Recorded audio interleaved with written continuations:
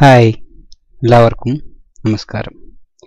ഇന്നത്തെ വീഡിയോയിൽ നമ്മൾ നോക്കാൻ പോകുന്നത് Kdenlive വീഡിയോ എഡിറ്റർ ഉപയോഗിച്ച് ഒരു വീഡിയോയിൽ എങ്ങനെയാണ് ഫ്രീസ് ഫ്രെയിം ആഡ് ചെയ്യുന്നതെന്നാണ്. അതായത് നമ്മുടെ ഒരു വീഡിയോയിൽ ഒരു സ്ഥലത്ത് നമുക്ക് ഫ്രീസ് ഫ്രെയിം ചെയ്യണം അല്ലെങ്കിൽ ഫ്രീസ് ഫ്രെയിം ആഡ് ചെയ്യണം. അത് എങ്ങനെയെന്നാണ് ഇന്നത്തെ വീഡിയോയിൽ നോക്കാൻ പോകുന്നത്. നമുക്ക് നേരെ വീഡിയോയിലേക്ക് കടക്കാം. ഞാൻ അതിനുവേണ്ടി ഇവിടെ Kdenlive ഓപ്പൺ ചെയ്യുന്നു. ഇനി അതിലേക്ക് വീഡിയോ ആഡ് ചെയ്യണം. ഈ വീഡിയോ ആണ് ഞാൻ ഉദ്ദേശിക്കുന്നത്. അത് ഞാൻ ഇതിലേക്ക് ഡ്രാഗ് ചെയ്തിടുന്നു. ഇനി ആ വീഡിയോ ടൈം ലൈനിലേക്ക് ആഡ് ചെയ്യുന്നു.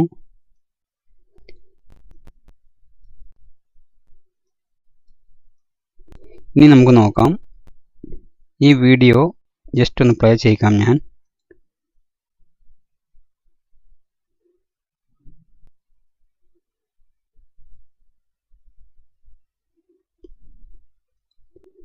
ഇപ്പോൾ നിങ്ങൾ കണ്ടിട്ടുണ്ടാവും.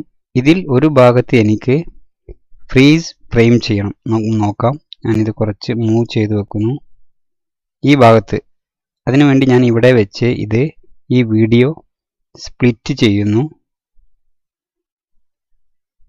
ജസ്റ്റ് ക്ലിക്ക് ചെയ്യുന്നു. ഓക്കെ. അതിനുശേഷം ഇവിടെ ഈ സ്ക്രീനിൽ വന്ന് റൈറ്റ് ബട്ടൺ അടിച്ചതിന് ശേഷം നിങ്ങൾക്ക് ഇവിടെ കാണാൻ പറ്റും എക്സ്ട്രാക്ട് ഫ്രെയിം ടു പ്രൊജക്റ്റ് എന്നത്. അത് ക്ലിക്ക് ചെയ്യുന്നു. അപ്പോൾ നമ്മുടെ ആ സ്ക്രീനിൻ്റെ ആ ഭാഗം ഒരു ഇമേജ് ആയിട്ട് സേവ് ചെയ്യാനാണ് ചോദിക്കുന്നത്. നമുക്ക് ഇവിടെ ഇഷ്ടമുള്ള നമ്പറോ പേരോ എന്താണെന്ന് വെച്ചാൽ കൊടുക്കാം. ഞാൻ ജസ്റ്റ് 11 എന്ന് കൊടുക്കുന്നു. സേവ് കൊടുക്കുന്നു. അത് നമ്മുടെ പ്രൊജക്റ്റിൽ ഇവിടെ വരുന്നതായിരിക്കും. ഇനി നിങ്ങൾക്ക് ഇവിടെ റൈറ്റ് ക്ലിക്ക് ചെയ്ത് എക്സ്ട്രാക്ട് ഫ്രെയിമും കൊടുക്കാം. അത് നിങ്ങളുടെ ഏതെങ്കിലും ഫോൾഡറിലേക്ക് സേവ് ചെയ്യാനായിരിക്കും ചോദിക്കുക. ഞാൻ കാണിക്കാം. ഇതുപോലെ നിങ്ങൾക്ക് ഇപ്പോൾ എക്സാമ്പിൾ ഡെസ്ക്ടോപ്പിൽ ഈ ഫോൾഡറിൽ തന്നെ കൊടുക്കാം. ഞാനിവിടെ 17 എന്ന് കൊടുക്കുന്നു. സേവ് ചെയ്യുന്നു. അത് നമ്മുടെ ടൈം ലൈനിലേക്ക് വരില്ല, നമ്മുടെ ഫോൾഡറിലേക്കായിരിക്കും സേവ് ആകുക. ഇവിടെ വന്നിട്ടുണ്ടാവും. ഓക്കെ, നമുക്ക് നോക്കാം. ഇനി ആ ഫ്രെയിം നമുക്ക് നമ്മുടെ വീഡിയോയ്ക്ക് ഇടയിലേക്ക് ആഡ് ചെയ്യണം. അതിനുവേണ്ടി ഞാൻ ഇവിടെ നിന്നും അത് എടുത്ത് ഇതുപോലെ ഡ്രാഗ് ചെയ്ത് ഇവിടെ വെക്കുന്നു. ഇനി ഇത് മൂവ് ചെയ്ത് വെക്കുന്നു. നമ്മുടെ വീഡിയോയുടെ ബാക്കി ഭാഗം അതിനോട് അറ്റാച്ച് ചെയ്ത് വെക്കുന്നു. ഇനി നമുക്ക് ഈ വീഡിയോ ഒന്ന് പ്ലേ ചെയ്ത് നോക്കാം.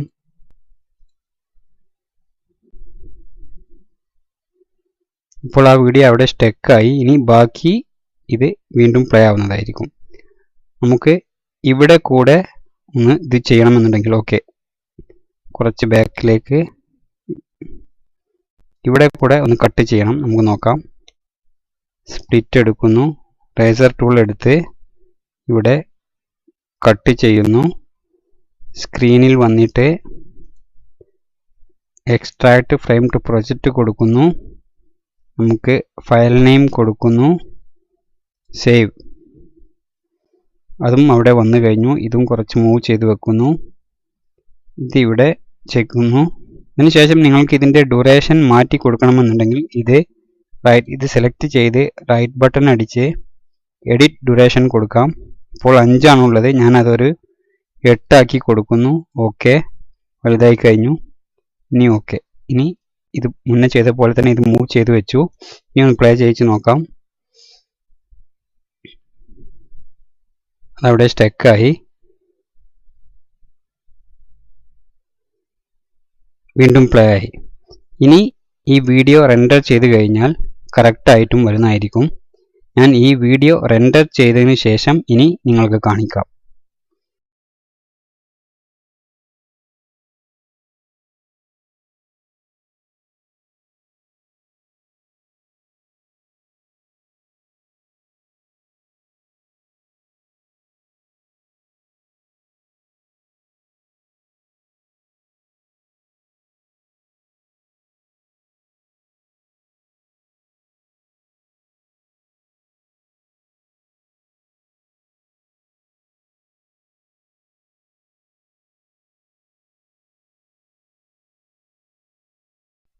അപ്പോൾ അത്രയേ ഉള്ളൂ ഇന്നത്തെ വീഡിയോ. ഇന്നത്തെ വീഡിയോയിൽ പറഞ്ഞ കാര്യം നിങ്ങൾക്കെല്ലാവർക്കും മനസ്സിലായിട്ടുണ്ടാവുമെന്ന് വിചാരിക്കുന്നു.